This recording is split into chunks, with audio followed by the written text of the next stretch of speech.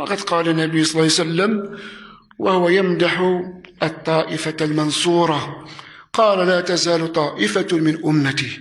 ويلاحظ أن النبي صلى الله عليه وسلم لم يقل لا تزال أمتي، وإنما قال طائفة من أمتي، والطائفة هي الجماعة، وقد تطلق على الواحد، فالواحد طائفة بدليل قوله عز وجل: وإن طائفتان من المؤمنين اقتتلوا.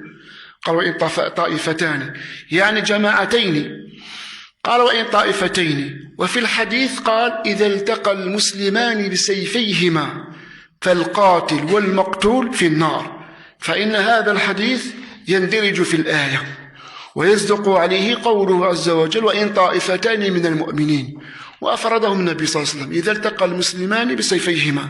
فدل هذا على أن الطائفة قد تطلق على الواحد، كما كان يطلق بعض السلف لفظ الجماعة عن بعض أئمة السنة، كأن يقول إن حماد بن زيد كان هو الجماعة.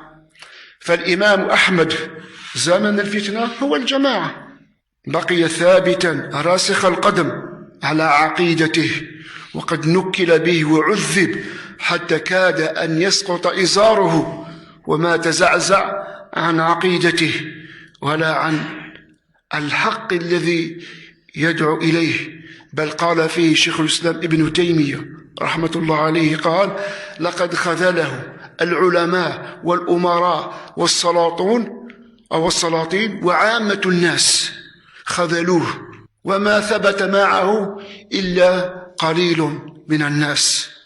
لكن الإمام أحمد كان يوم الفتنة هو الجماعة، كما أن أبا بكر رضي الله عنه الصديق رضي الله عنه كان هو الجماعة في أيام الردة، حتى قال بعض السلف: أبو بكر أيام الردة والإمام أحمد أيام الفتنة، يعني أن الله نصر دينه بأبي بكر رضي الله عنه أيام ارتد من العرب بعد وفاة النبي صلى الله عليه وسلم أيام الردة، وأن الله نصر سنة نبيه بالإمام أحمد أيام أو إبان فتنة القول بخلق القرآن.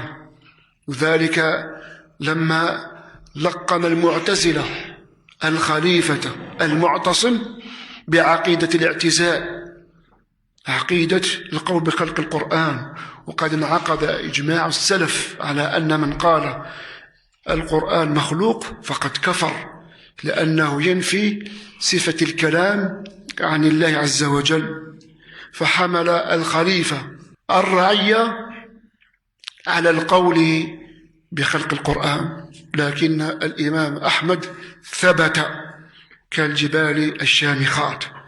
فهذه هي المعاني التي ينبغي على المؤمن أن يستفيد منها، وأن تكون له قدوة في صدقه وثباته على دينه وعلى سنة نبيه وعلى عقيدته، ولا يأخذ ذات يمين ولا ذات الشمال، لا شرقية ولا غربية، كما قال عمر في شرحه لمعنى الاستقامة، قال: لا يراوغ روغان الثعلب،